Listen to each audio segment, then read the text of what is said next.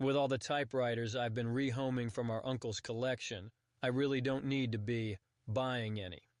But one of the Smith Corona Series 4 clippers we have is missing its return lever, and despite its unfortunate cosmetic condition, works great mechanically.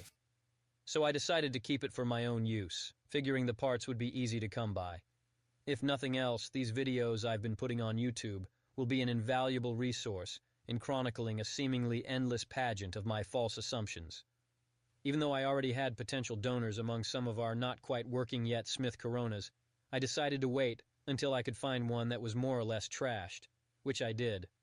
Another 4 Series clipper, though not immediately recognizable as such. It was on an auction site, and dirt cheap. Fitting because quite a lot of dirt was dislodged from inside it, along with dust, eraser shavings, and little tumbleweeds of lint. Luckily, my air gun was fully charged.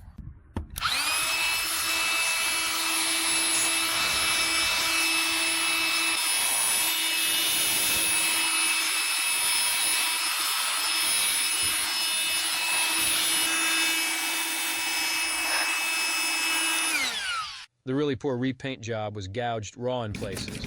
The metal ribbon spools looked original, though, and could have been transferred to a working model, until I tested this machine's functionality.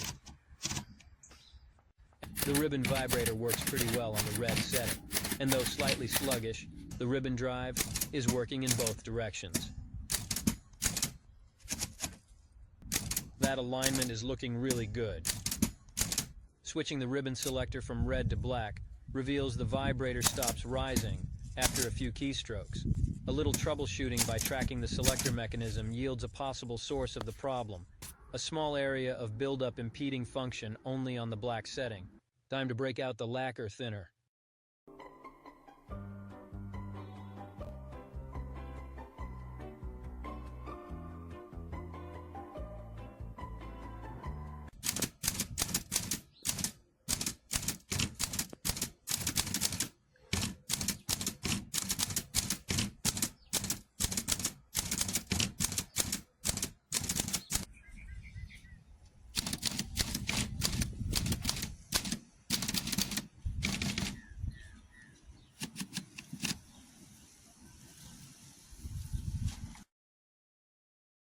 Appearances to the contrary and all that, this is a terrific typer.